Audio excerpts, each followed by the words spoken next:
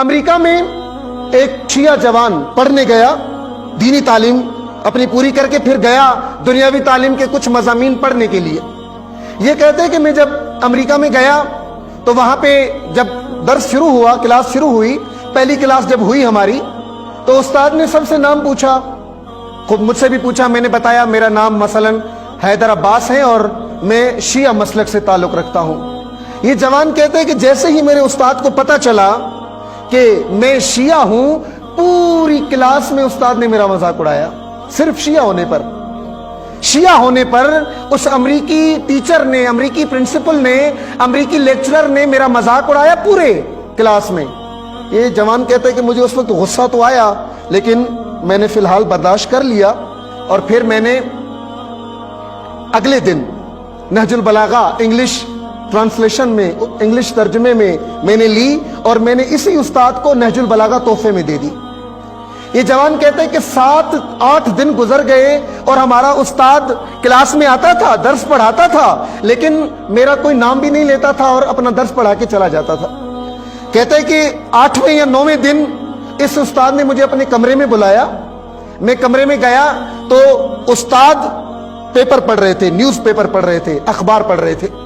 میں جیسے ہی دروازے سے اندر آیا تو اس نے سامنے اخبار رکھی اور کہا، علی حیدر، جانتے ہو آج اخبار میں کیا چھپا ہے؟ کہا جی میں نے نہیں پڑھی اخبار۔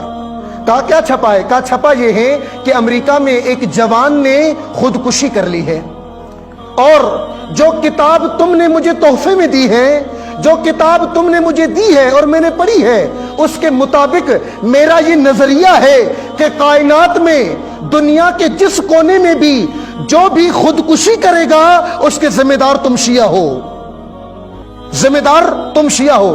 تو یہ شاگرد کہتا ہے کہ جی میں سمجھا نہیں آپ کیا کہنا چاہ رہے ہیں۔ کہا اس لیے کہ علی جیسا امام تم نے اپنے پاس چھپا کے رکھا ہے، نہج البلاغہ جیسا عظیم منبع تم نے اپنی لائبریریوں میں دبا کے رکھا ہے، اپنے مدرسوں کی دیواروں میں نہج البلاغہ چھپا کے رکھا ہے، لوگوں کو نہیں بتایا۔ کیوں خودکشی کرتا ہے کوئی؟ جب اس کو جینے کا طریقہ نہ آئے۔ خودکشی کیوں کرتا ہے کوئی؟ جب وہ دنیا سے تنگ آ جائے۔ کہا جو زندگی گزارنے کے اصول علی نے نہج البلاغہ میں بیان کیے ہیں، اگر دنیا کو وہ اصول پتہ چل جائے کوئی خودکشی نہیں کرے گا، کوئی خودکشی نہیں کرے گا۔ اس کے ذمہ دار تم شیعہ ہو۔ کیوں؟ کیونکہ تم نے نہج البلاغہ جیسا عظیم منبع اپنے پاس چھپا کے رکھا ہے۔ بلکہ میں اس بات کو اور بڑھاؤں، کائنات میں جہاں بھی ظلم ہوگا ذمہ دار ہم شیعہ ہیں، کائنات میں جہاں پر بھی بے عدالتی ہوگی ذمہ دار ہم شیعہ ہیں، کائنات میں جہاں پر بھی کسی کی ناموس پہ حملہ ہوگا ذمہ دار ہم شیعہ ہیں۔ کیوں؟ کیونکہ ہم نے نہج البلاغہ لوگوں کو بتائی ہی نہیں بتائی۔ ہم نے علی کا تعارف کیسے کروایا؟ جشن میں کیک کاٹ کے۔ ہم نے علی کا تعارف کیسے کروایا؟ بھنگڑے ڈال کے۔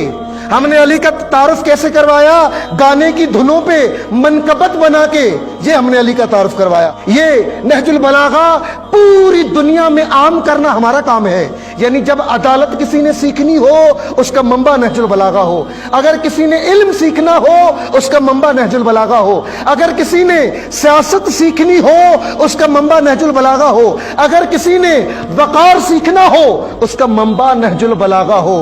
آپ کا کام ہے، شیعہ کی ذمہ داری ہے، شیعہ کی ذمہ داری ہے کہ آج علی ابن ابی طالب کی حقیقی شخصیت لوگوں کے سامنے متعارف کروائے، کہ جب عدالت بیان کرتے ہیں تو کہتے ہیں واللہ لو اعطیت اقالیم السبع بما تحت افلاقها الا ان اعصی اللہ علی نملۃ اسلبها جلب شعیرۃ ما فعلت۔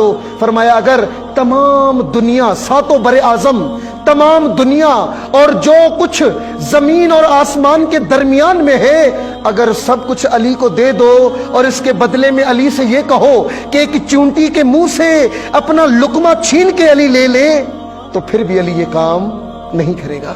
یہ عدالت ہے۔ سیاست کیا ہے علی کی؟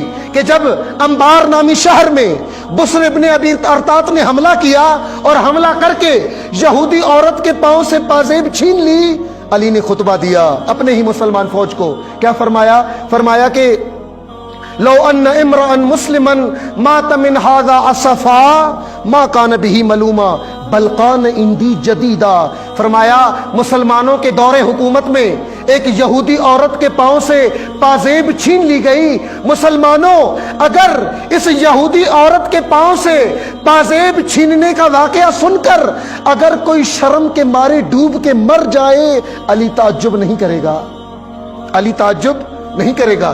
بتاؤ علی کی عدالت، دکھاؤ علی کی عدالت، دکھاؤ علی کی سیاست، بتاؤ علی کا علم، تاکہ دنیا سمجھے کہ علی کس ہستی کا نام ہے۔